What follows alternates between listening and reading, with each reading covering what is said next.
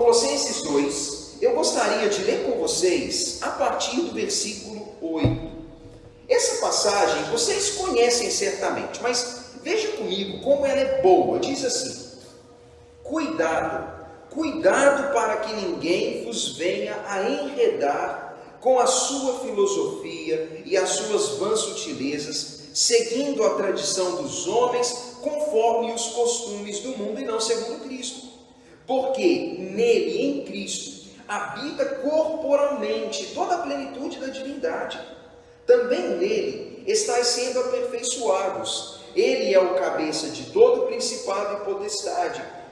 Nele também fostes circuncidados, não por intermédio de mãos, mas no despojamento do corpo da carne, que é a circuncisão de Cristo, tendo sido sepultados juntamente com ele no batismo, no qual igualmente fostes ressuscitados mediante a fé no Deus que o ressuscitou dentre os mortos. E a vós outros que estáveis mortos por causa das vossas transgressões e pela incircuncisão da vossa carne, ele vos deu vida juntamente com ele, perdoando todos os vossos pecados, tendo cancelado o escrito de dívida, que era contra nós e que constava de ordenanças, o qual nos era prejudicial, ele removeu inteiramente, encravando-o na cruz, e despojando principados e as potestades, ele publicamente as expôs ao desprezo, triunfando sobre elas na cruz. Meus irmãos, fazendo uma pausa nessa porção do texto, é muito curioso e necessário dizer o seguinte: imagine um cenário onde há muitas ideias predominando e pessoas sendo iludidas com argumentos que são argumentos, às vezes até aparentemente lógicos. A comunidade dos Colossenses era uma comunidade assim. Ela tinha influência de judaísmo, ela tinha influência de filosofia, ela tinha influência de mitologia, mas também de misticismo e talvez um pouquinho dessa bagunça que nós vemos mesmo hoje no nosso mundo. Uma cidade que tem uma igreja que sofre com muitas ideias ao mesmo tempo.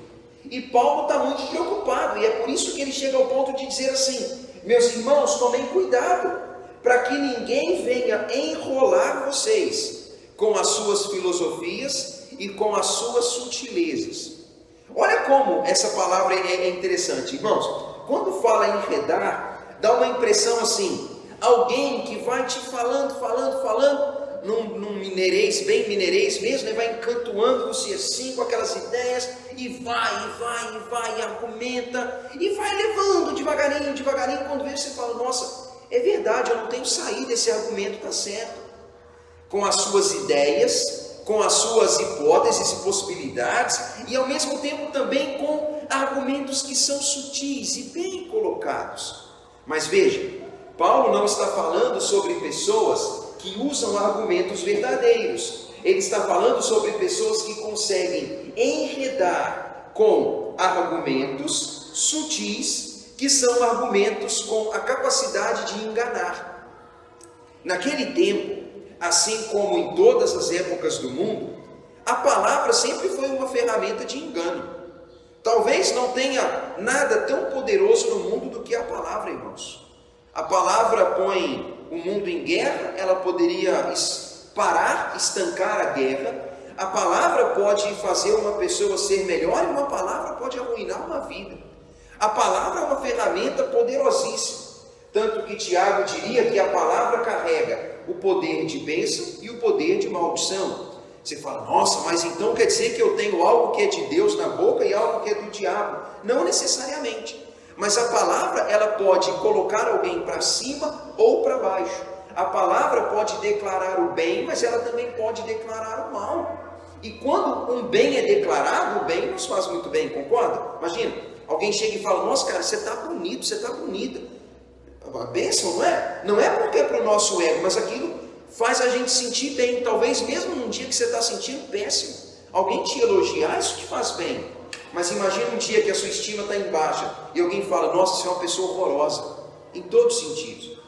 Nossa, imagina, aquilo te joga para baixo, aquilo foi maldição. Uma palavra decretada para o mal que joga a gente para baixo. Bênção e maldição andam junto com a palavra, e a palavra tem poder demais, irmãos. A palavra, ela era a essência da filosofia dos gregos. Eles acreditavam, que lá no princípio tudo tinha a ver com a palavra, Lá nos gregos, eles falavam, o Logos é o princípio de tudo. A palavra, que na verdade é um pensamento muito poderoso. E Paulo vai dizer assim, sabe, crentes, toma cuidado com esse negócio, cara. Porque palavra é um trem muito perigoso. Por quê? A maioria dos homens usam a palavra para nos enrolar e enganar. Você fala, Paulo, mas para que tanto exagero, rapaz? Nem todo mundo quer me enganar, não. Bem, mas cá entre nós, irmãos, quem te garante que hoje mais da metade das pessoas que falam, não falam para o nosso engano? Ou não falam para o próprio interesse? Ou que a maioria das coisas que falam não visam o nosso próprio bem? Ou que muitas vezes até o que perguntam para nós não é de verdade? É verdade, a palavra tem muito poder. Nós compramos um carro, Aí na hora de pegar o carro na agência, eu entrei no carro e falei assim, esse carro aqui é bom para a pessoa que é aleijada, porque a pessoa usa o pé. Aí, eu falei aqui assim, certo a pessoa aleijada. Eu saí da agência e fui no mercado. Quando cheguei no mercado, um ressalto desse tamanhozinho, quebrei o pé. Atravessei a rua para pegar o carro pulando, fui no hospital, cheguei em casa com o pé engessado, dirigindo com o pé. Falei, aí, tá vendo a palavra que dá?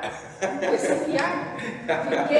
Fiquei mais de 40 dias com o pé engessado, depois voltei, tive que ficar mais sei quantos dias, dirigi, não podia andar, falei assim, você vê como é que a palavra é. Irmão, você tá vendo aí, Você fala assim, é coincidência, sei lá, Não, vai não. E eu não falei assim que eu queria ficar aleijado. Você vê, como que a palavra tem poder, mas o diabo escuta. Por exemplo, eu vou ser aleijado para você ver como é que é. Irmãos, olha. Fiquei quase 80 dias sem poder andar, saí do carro porque dirigia. Ainda bem que o carro conta isso, Pensa, meus irmãos, olha. Eu sei que a gente. Vamos pensar o seguinte. Tem muita coisa que a gente não consegue explicar por que o vento vai para lá ou para cá, ou por que os negócios acontecem. Mas eu sei que tudo acontece para a gente ter lição. E o sábio tira lição de todas as coisas, Então, cuidado com o que a gente fala. Às vezes a pessoa fala uma coisa para a outra, mas eu estou brincando. Mas a gente não pode brincar com coisa séria, porque eu não falei que eu queria ficar aleijado. E sabe, irmã, hoje, essa coisa que a gente fala, a gente precisa tomar muito cuidado, porque nós vivemos nessa cultura mesmo. E nós ignoramos, irmãos, que até mesmo o que a gente fala interfere no nosso próprio humor.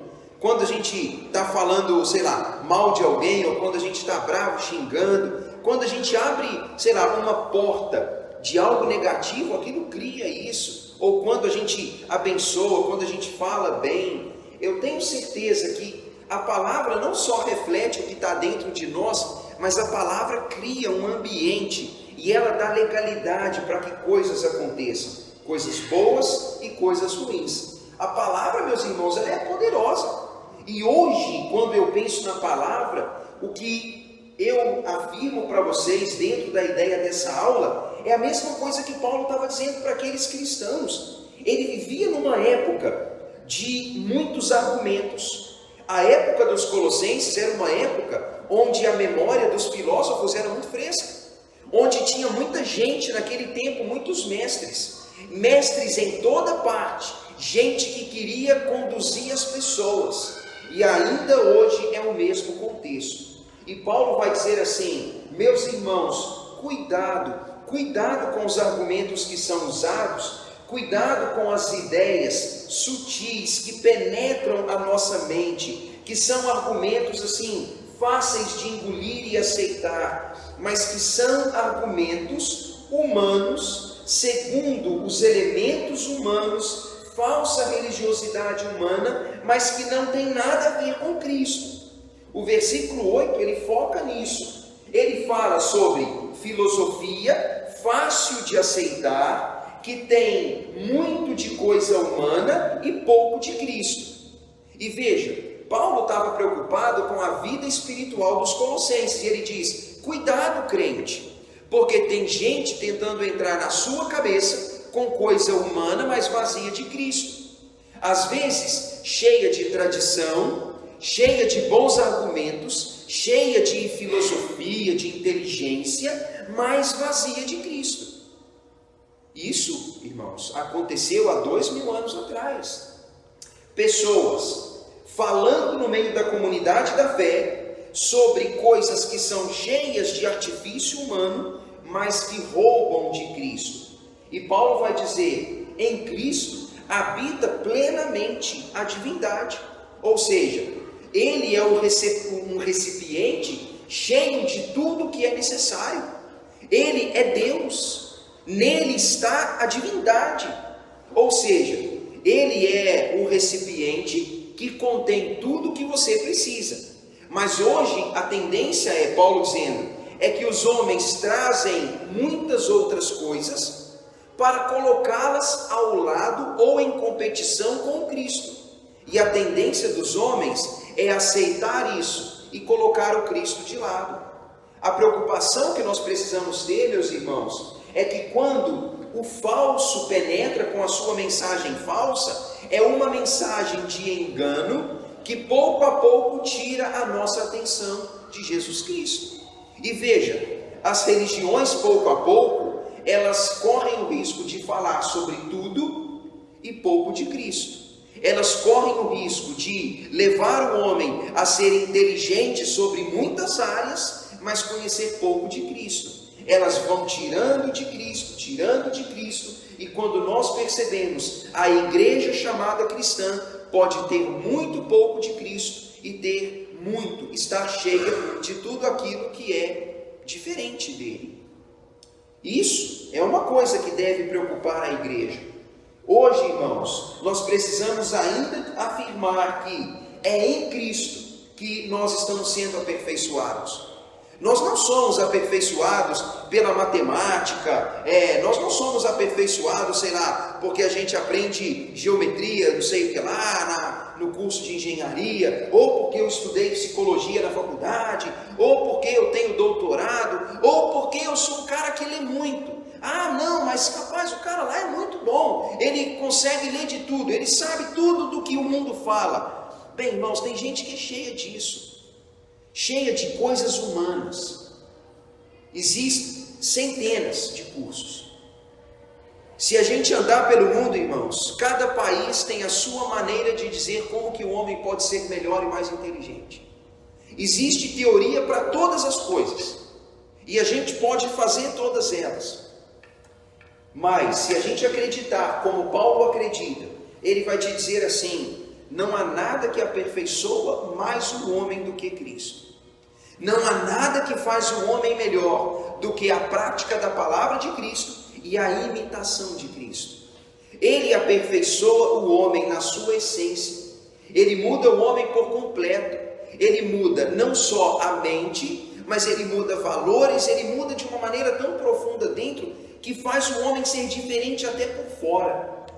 E nesse caso, meus irmãos, eu não tenho dúvida de que o conhecimento, ele muda o homem.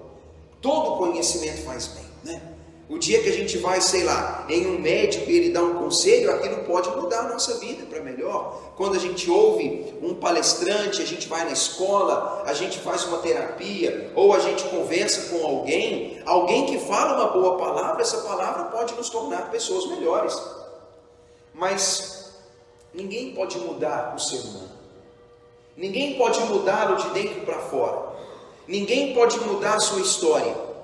Ninguém humano pode fazer com que o homem seja livre das suas culpas. E nenhuma filosofia humana pode fazer o homem estar em paz com Deus. Nenhum argumento humano poderia livrar o homem da culpa e do castigo merecido dos seus pecados. E nenhuma filosofia humana poderia dar para o homem a esperança do céu.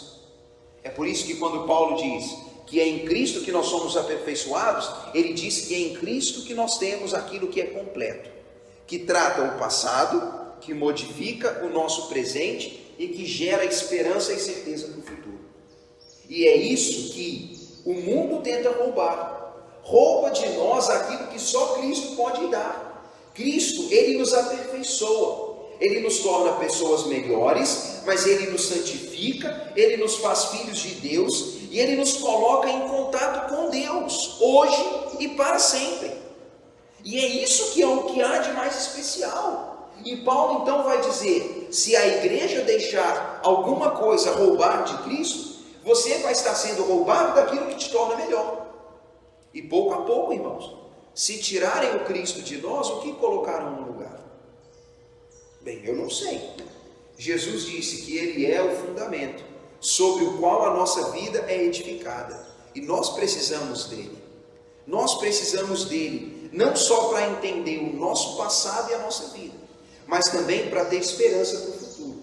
Porque hoje as melhores filosofias do mundo, elas se encerram no dia da nossa morte. Mas e aí? Se Cristo não tivesse vindo, nós não saberíamos que podemos ter vida.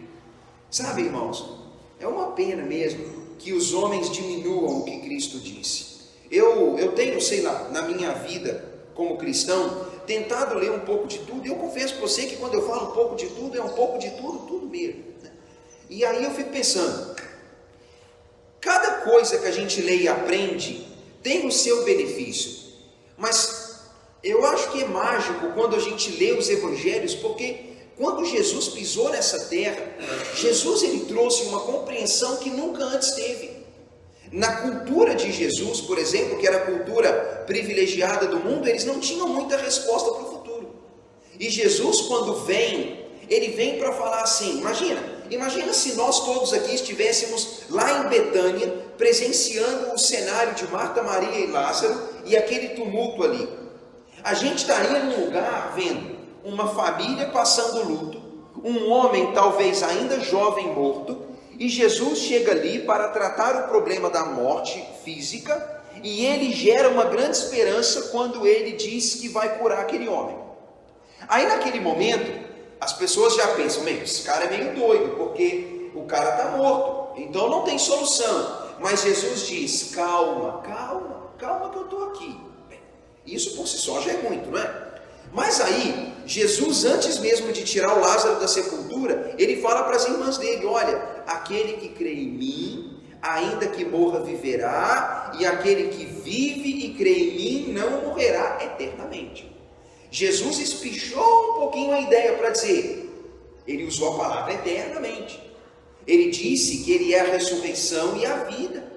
Ele nem tinha ressuscitado ainda. Mas ele vai dizer, eu sou a vida e o retorno à vida. E aí, bem, aquilo Marta e Maria poderiam ter pensado, ele vai tirar o nosso irmão da sepultura, sim, e vai ressuscitá-lo. Mas Jesus acrescentou a informação de que aquilo que ele fez ali é um sinal do que acontecerá em caráter eterno. Naquela época, irmãos, eles não tinham essa esperança. Porque o homem não tem explicação para o que vem depois da morte, concorda? Qual filosofia explica isso? Bem, aí tem um monte de teoria, mas Jesus então, ele veio e demonstrou teoria na prática. Quando ele pega um morto e revive o morto, ou quando ele mesmo morto revive, e revive com um novo tipo de vida. Uma vida que já é muito diferente da nossa, porque ele está aqui e logo está ali, e uma vida que pode ser elevada às alturas. E ele disse, o que eu sou é o que vocês também serão.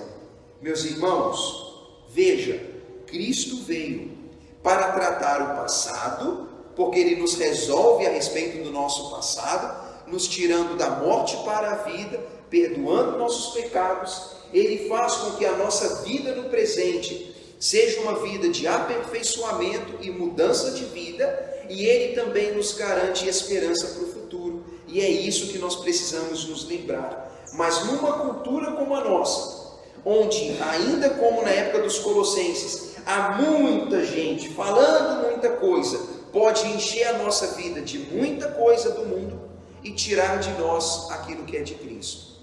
Paulo disse, cuidado, ninguém roube de você aquilo que é de Cristo, porque nele habita a divindade, nele vocês estão sendo aperfeiçoados. Ele é a cabeça de todo o governo humano, ele está sobre todas as autoridades humanas. sejam as autoridades físicas e espirituais, se há disputa de poder no mundo, se há guerra física e espiritual, Cristo está acima de tudo isso.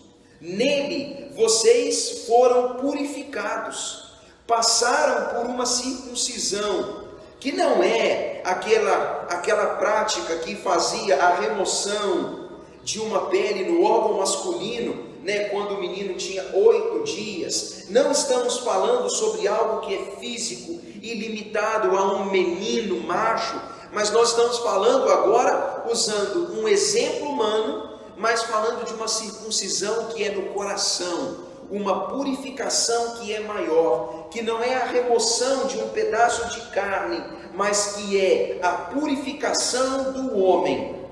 Paulo disse, a circuncisão de Cristo, ou seja, a purificação que Cristo opera. Aqui, meus irmãos, quando Paulo usa a palavra circuncisão, olha como que é interessante.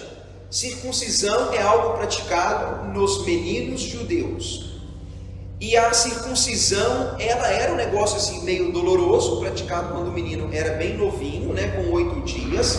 E era um negócio feito como um sinal de aliança.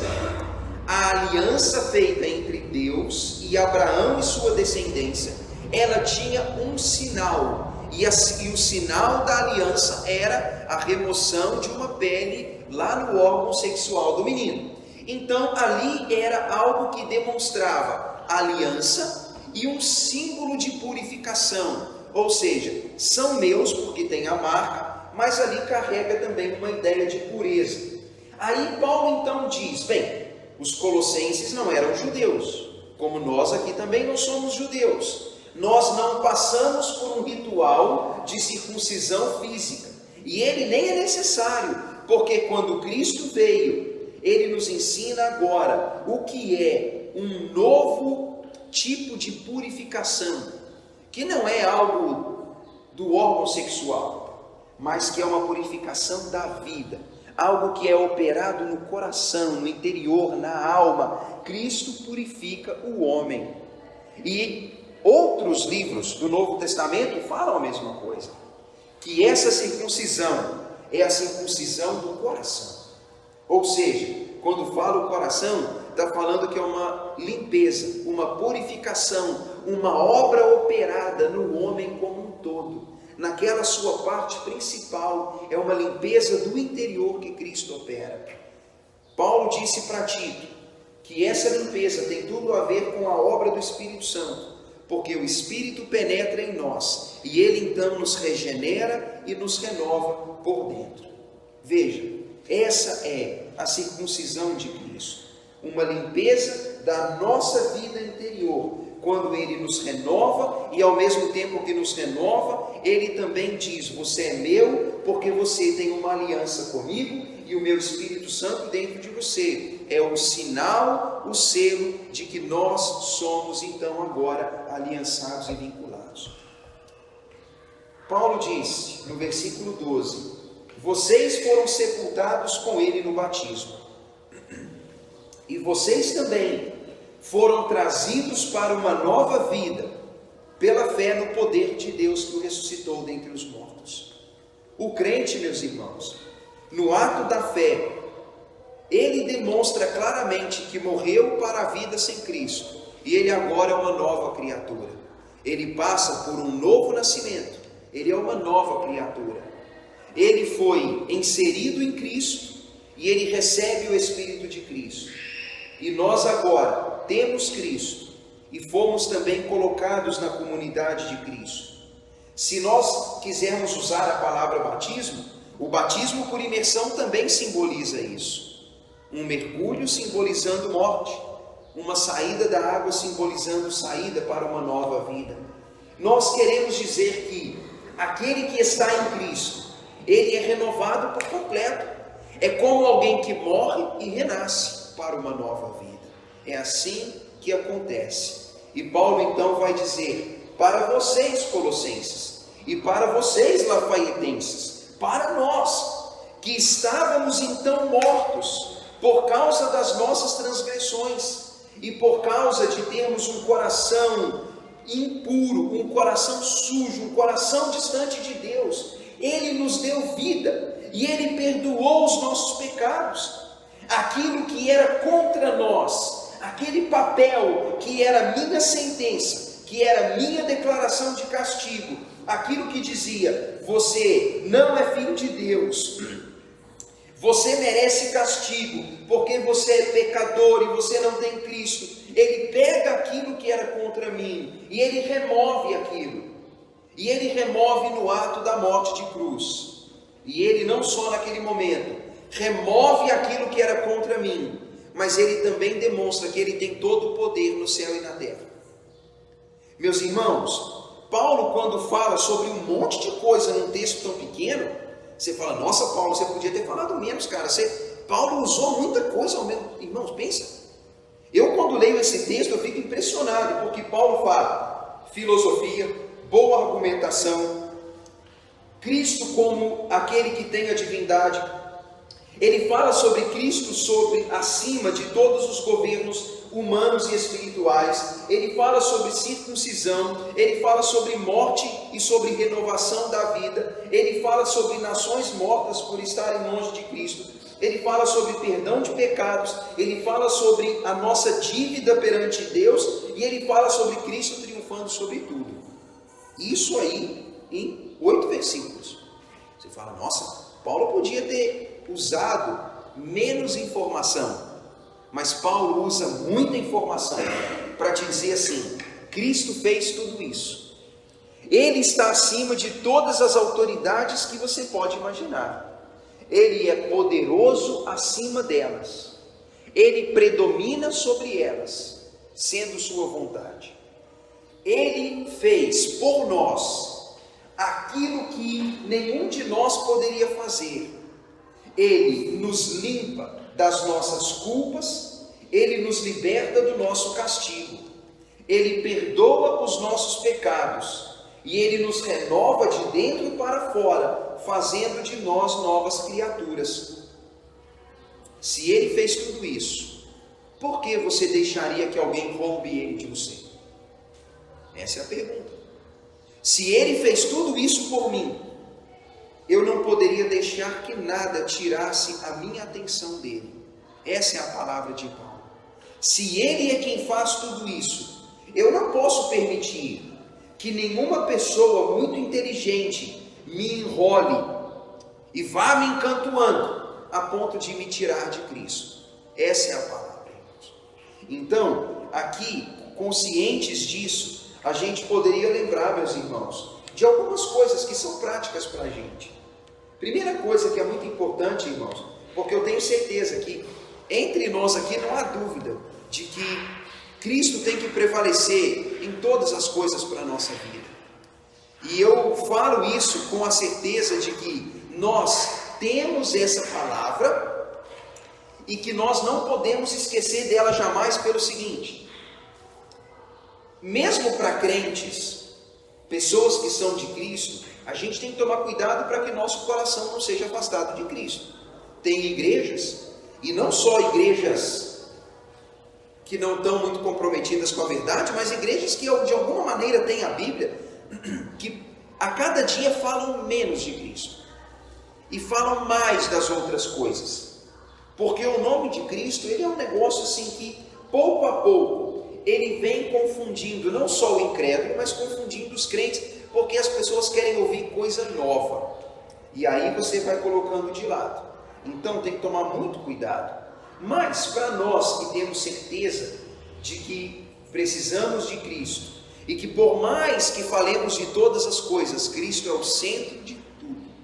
Tudo gira em torno dele, tudo converge em torno dele, não é assim? É o que está escrito em Efésios capítulo 1. Tudo pode ser falado, mas tudo tem que girar em torno de Cristo. Eu penso nisso, mas por outro lado, a gente precisa aqui, meus irmãos, dizer assim: em Cristo nós estamos passando por um processo de aperfeiçoamento. Eu já citei isso outros dias, quando mencionei o que está escrito em 2 Coríntios. Contemplando Cristo, somos transformados diariamente para ser parecidos com Ele. Quando nós citamos esse texto, o apóstolo Paulo, ele afirma no capítulo 3, e todos nós agora, com liberdade para chegar diante de Deus, não temos véu que nos impede, não temos nada que nos atrapalha, temos o Espírito Santo que nos auxilia. Chegamos perante Cristo com o rosto desvendado, contemplamos como em um espelho a glória do Senhor e somos transformados diariamente, de glória em glória, todo dia um pouquinho, para sermos conforme a imagem do Senhor, porque o Espírito opera isso. Ele então nos ensina que em Cristo estamos sendo aperfeiçoados. Veja, irmãos, em Cristo estamos sendo aperfeiçoados. Assim como, sei lá, talvez um artista se inspira em algo para criar um desenho ou uma obra, o modelo, irmãos, para nós é Cristo. Imagine que se nós precisássemos de uma forma, a forma ideal é Cristo, não é assim? Alguém fala, estou formando um filho. Bem, estou formando um filho para ser como Cristo é. Estou formando uma filha para ser como Cristo é. Mas eu quero ser alguém especial, que Cristo seja o modelo para mim. É assim que é. Paulo afirma isso. Por outro lado, meus irmãos, nós nos lembramos também que nós antes estávamos longe, mas agora nós estamos perto. Nós fomos aproximados, e não apenas aproximados, mas aproximados com pecados perdoados, com a nossa dívida paga. Olha como que isso é legal. Hoje, há muito crente que tem medo de chegar perante Deus porque tem muito medo e culpa. Culpa de quem é? Culpa dos seus pecados. A pessoa parece que ela carrega no pescoço uma plaquinha dizendo assim, eu sou indigno, e tudo bem, é bom, a gente é indigno mesmo. Ou eu sou condenado, ou talvez melhor, sou rejeitado. Parece assim que Deus não quer. Eu tive bate-papo com pessoas essa semana falando sobre isso. Cara, mas eu sinto que não posso chegar perante Deus porque eu peco. E cara, então complicou, hein? Complicou. Porque todos, irmãos, honestamente sentiremos que não somos dignos mesmo, concorda? Imagina, a gente acorda com a melhor intenção do mundo, pensando em ser a melhor criatura do mundo, mas a gente descobre que nós somos bem ruinzinhos. Aí eu penso, não, então não posso conviver com Deus, eu sou indigno. Tem gente que hoje fala que não vai à igreja porque é indigno. Mas eu não vou porque eu bebo, eu não vou porque eu fumo. Um monte de gente conta essa mentira, né? É um engano do próprio diabo. Porque em algum lugar da cabeça da pessoa, ela assimilou uma mentira de que ela não pode ir à igreja porque ela bebe, porque ela fuma e porque ela tem coisas ocultas que ela pratica. Aí ela não vai, porque lá no fundo talvez exista um medo da parte dela de que indo ela vai deixar aquelas coisas, e ela então tem medo de deixar essas coisas. E o próprio diabo, irmãos, eu tenho certeza que ele engana as pessoas para que elas não vão, porque ele sabe que quando elas forem, elas serão diferentes. Não é assim que acontece? A gente passa por isso todo dia aqui. Alguém chega e fala assim, meu marido, minha esposa, meu filho, meu vizinho não vai. Não vai porque ele ainda bebe, ele ainda sai com os amigos. 2 semanas atrás uma mulher falou isso aqui. Aí ele não vai porque ele tem medo de ter que deixar essas coisas. Aí olha que interessante, medo de deixar essas coisas é porque lá, irmãos, lá no fundo da história toda, o inimigo das nossas almas nos afasta daquele que nos transforma. Mas lá dentro o homem, ele não percebe que quando ele se aproxima, ele vai ser renovado. Eu nunca nessa igreja, e não conheço ninguém nessa igreja que algum dia disse assim, ei, você não pode ir lá porque você fuma. Pelo contrário, alguém fala para mim, Tiago, mas eu fumo, eu posso entrar na sua igreja? Eu falo, pode. Cara, mas eu bebi antes de vir para a igreja, eu posso entrar no culto tendo bebido? Eu falo, claro, cara, que é isso? Mas eu estou de bermuda. Eu falei, o que tem? Mas eu não... As pessoas, irmãos, elas assimilaram algumas mentiras dizendo assim, eu não posso ir. Mas no fundo, existe uma grande estratégia para que o homem não vá, para que ele não seja tocado, transformado e renovado. Porque Cristo, ele cancelou o escrito de dívida. Mas, aqui vou te falar uma coisa, que é uma crença minha. O cancelamento da dívida que Cristo operou é suficiente para salvar a humanidade inteira. Mas só é eficaz na vida do que crê. Imagine isso. O que Cristo fez, uma única vez, é suficiente para cancelar a dívida individual de cada elemento do mundo. Mas só é eficaz na vida daquele que tem fé. Percebe como é diferente? Anda pelo mundo uma humanidade que tem a sua dívida paga, mas que não se beneficia disso porque não tem um coração que se arrepende e tem fé. Ou seja, o que o homem mais precisa já foi feito, mas ele então não tem a sua dívida paga, seus pecados perdoados, seu coração purificado e uma vida em comunhão com Deus, porque infelizmente estão longe de Cristo Jesus. O escrito de dívida que era contra nós, que constava de ordenanças, ou seja, de regras, de esforço humano, de tentativa que nós não conseguimos cumprir plenamente, Cristo pega aquilo que demonstrava a minha incapacidade e ele então remove aquilo. Ou seja, ele pega aquilo que era sua tentativa e fracasso e ele remove aquilo. E ele então faz por nós o que nós não poderíamos. Ele então humilha publicamente principados e potestades e triunfa sobre todas as coisas, inclusive sobre a morte. E de fato, irmãos, o que Paulo está querendo dizer aqui é o seguinte: se você vive numa cultura de filosofia, cuidado com ela. Se você vive numa cultura de legalismo, como os judeus, cuidado com ele. Porque tanto a filosofia te afasta de Cristo, como também a tentativa de ser justificado pelos seus merecimentos, também te distanciam de Deus. Cristo, ele veio nesse mundo, ele triunfou sobre tudo, ele cumpriu o que é a perfeição, ele venceu a morte, ele fez aquilo que Deus queria que ele fizesse, para que ele então pudesse salvá-lo e perdoá-lo. E isso não é pelo que você fez, mas você precisa crer e estar vinculado.